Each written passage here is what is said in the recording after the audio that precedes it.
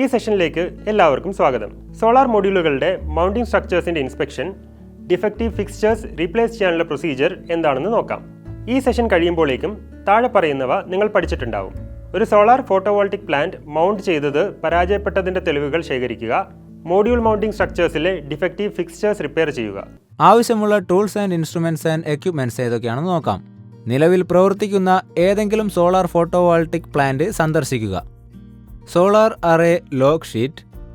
Solar photovoltaic പ്ലാന്റിലുള്ള solar photovoltaic അറേയുടെ layout. അതിനുശേഷം details of fixtures or MMS installed including dimensions and material.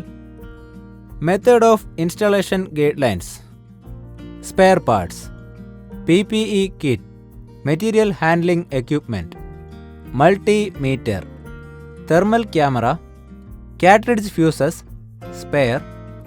DE, double-ended spanner, set 6 mm to 15 mm, crimping tool, 3 mm to 16 mm, measuring tape, spare wires and cables. നിലവിൽ പ്രവർത്തിക്കുന്ന solar photovoltaic പ്ലാന്റിന്റെ മൗണ്ടിൽ എന്തൊക്കെ failures ഉണ്ടാവാമെന്ന possibilities and evidence collect ചെയ്യണം. PM activity ചെയ്യുമ്പോൾ failures influence ചെയ്യുന്ന factors and അതിന്റെ അഗെയിൻസ്റ്റ് ആയിട്ട് എന്താ കണ്ടതെന്നാൽ vibration and noise, shock, dust, damage of cover, stains and smudges, temperature, humidity, corrosion. Continuous ആയിട്ട് മോണിറ്ററിംഗ് ഉണ്ടാവണം. ക്ലീനിങ് ആൻഡ് ഇൻസ്പെക്ഷൻസ് ചെയ്യുന്നത് കൊണ്ട് ഫെയിലിയർ ആവാനുള്ള പ്രോബ്ലംസ് നമുക്ക് മുൻകൂട്ടി തന്നെ സോൾവ് ചെയ്യാൻ പറ്റും. ഒരു ചെറിയ ഫെയിലിയർ ഇഗ്നോർ ചെയ്യുന്നത് കൊണ്ട് അല്ലെങ്കിൽ തുടക്കത്തിൽ തന്നെ നമ്മളത് ശ്രദ്ധിക്കാതെ വിട്ടാൽ അത് പെർമനന്റ് ആയിട്ട് ബ്രേക്ക് ഡൗൺ ആവും. അതുകൊണ്ട് ഫെയിലിയർ ആവാനുള്ള ചാൻസസ് പെർഫെക്റ്റ് ആയിട്ട് മോണിറ്റർ ചെയ്യണം. പിന്നെ ബ്രേക്ക് ഡൗൺ അവോയ്ഡ് ചെയ്യുന്നതിന് മുന്നേ എല്ലാ പ്രിവെന്റീവ് മെഷേഴ്സും എടുത്തിരിക്കണം. സോളാർ ഫോട്ടോവോൾട്ടിക് സിസ്റ്റത്തിന്റെ PMലുള്ള മെയിൻ ആക്ടിവിറ്റീസ് എന്തൊക്കെയാണെന്നാൽ mounting structure integrity, module cleaning, hot spots detection, junction box servicing, inverter servicing, cabling connections, balance of plant, earthing protection, vegetation control. Module mounting സ്ട്രക്ചറിലുള്ള defective fixtures repair ചെയ്യുന്നത് നമുക്ക് നോക്കാം. MMS എന്ന് വെച്ചാൽ module mounting structure എന്നർത്ഥം. മോഡ്യൂളിന്റെ structure എങ്ങനെയുള്ളതെന്ന് നോക്കിയാൽ അത് ഉറപ്പായിട്ടും വേറൊരു സ്ട്രക്ചറിന്റെ മേലെ വെക്കുന്നത് പോലെയാണ് ഉണ്ടാവുക.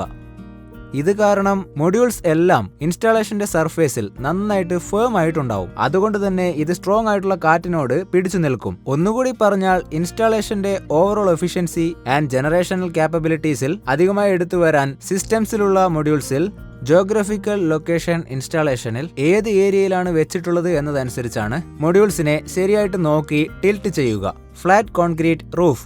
ഫ്ലാറ്റ് ആയിട്ടുള്ള കോൺക്രീറ്റ് റൂഫിൽ MMS വളരെ പ്രധാനമാണ്. കാരണം MMS ആണ് മൊഡ്യൂൾസിനെ ഇൻസ്റ്റാളേഷന് ശേഷവും ഒരു പർട്ടിക്കുലർ ആംഗിളിലേക്ക് ടിൽറ്റ് ചെയ്ത് വയ്ക്കുവാൻ വേണ്ടി ഇതാണ് അലോ ചെയ്യുക. ഇത് ഉപയോഗപ്രദമായ ഒരു കാര്യം തന്നെയാണ്.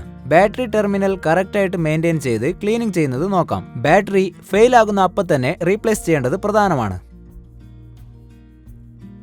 ഒരുപാട് പേർ ഇലക്ട്രോണിക് കൺട്രോൾ സിസ്റ്റം പ്രിഫർ ചെയ്യാറുണ്ട്. കാരണം കോമ്പോണൻസിന്റെ ഫെയിലിയേഴ്സ് റാൻഡം ആയിട്ടുണ്ടാവും, പ്രെഡിക്റ്റ് ചെയ്യാനും പറ്റുകയില്ല. ചില സമയങ്ങളിൽ ഫോൾട്ട് ആവാനുള്ള സാധ്യതയും ഈ പ്രിവെന്റീവ് മെയിൻ്റെനൻസ് ആക്ഷനിൽ ചെയ്യുന്നത് കൊണ്ടായിരിക്കാം. ഒരു കറക്റ്റ് ആയിട്ടുള്ള മെയിൻ്റെനൻസ് ചെയ്യുവാൻ ഫാൾട്ട് ആയതിനു ശേഷമാണ് അത് ഡിറ്റക്ട് ചെയ്തിട്ട് ലൊക്കേറ്റും ചെയ്തതിനു ശേഷമാണ് അത് റിപ്പയർ ചെയ്യേണ്ടത്. ഈ ഏരിയയിൽ നമ്മുടെ സ്കില്ല് ഡെവലപ്പ് ചെയ്യുവാൻ വേണ്ടി ഈ ഓവറോൾ സിസ്റ്റത്തെയും പറ്റിയുള്ള നല്ല അണ്ടർസ്റ്റാൻഡിംഗ് ഉണ്ടാവണം. അതായത് circuit operation and fault location മെത്തേഡ്സിനെ പറ്റി നന്നായിട്ട് അറിഞ്ഞിരിക്കണം. മോഡ്യൂൾ മൗണ്ടിംഗ് സ്ട്രക്ചറിലുള്ള ഡെഫക്റ്റീവ് ഫിക്സ്ചേഴ്സിനെ റിപ്പയർ ചെയ്യുന്നത് എങ്ങനെയെന്ന് നോക്കാം. ലൂസ് കണക്ഷൻസ് ടൈറ്റ് ചെയ്യണം. ഡാമേജ് ആയിട്ടുള്ള മൊഡ്യൂൾസ് റീപ്ലേസ് ചെയ്യണം. ബ്ലൗൺ ഫ്യൂസസ് റീപ്ലേസ് ചെയ്യണം. ബ്ലൗൺ ഫ്യൂസസ് റിപ്പയർ ചെയ്യണം. ഇൻവെർട്ടർ ഫോൾട്ട്സ് റെക്ടിഫൈ ചെയ്യണം. ഇൻട്രൂഡേഴ്സ് കാരണം ഡാമേജ് ആയിട്ടുള്ള എക്യുപ്മെന്റ്സും റിപ്പയർ ചെയ്യണം. ബ്ലോൺ കണക്ടേഴ്സും റീപ്ലേസ് ചെയ്യണം. സ്കാഡ ഫോൾട്ട്സ് റെക്ടിഫൈ ചെയ്യണം. മൗണ്ടിംഗ് സ്ട്രക്ചേഴ്സിന്റെ ഫാൾട്ട്സും റെക്ടിഫൈ ചെയ്യണം. മെയിൻ്റെനൻസിന്റെ ലോഗ് ഷീറ്റ് നിങ്ങൾ കാണുക. റീക്യാപ്പ്. ഈ സെഷനിൽ എന്തൊക്കെയാണ് പഠിച്ചത്? ഒരു സോളാർ ഫോട്ടോവോൾട്ടിക് പ്ലാന്റ് മൗണ്ട് ചെയ്തത് പരാജയപ്പെട്ടതിൻ്റെ തെളിവുകൾ എങ്ങനെ ശേഖരിക്കാം, മോഡ്യൂൾ മൗണ്ടിംഗ് സ്ട്രക്ചേഴ്സിലെ ഡിഫക്റ്റീവ് ഫിക്സ്ചേഴ്സ് എങ്ങനെ റിപ്പയർ ചെയ്യാം, ഇത്രയുമാണ് നമ്മൾ പഠിച്ചത്. ഈ കൺസെപ്റ്റ്സ് എല്ലാം തന്നെ നിങ്ങൾക്ക് നന്നായി മനസ്സിലായിട്ടുണ്ട് എന്ന് ഞാൻ കരുതുന്നു. പുതിയൊരു കൺസെപ്റ്റുമായി അടുത്ത സെഷനിൽ വീണ്ടും കാണാം. നന്ദി.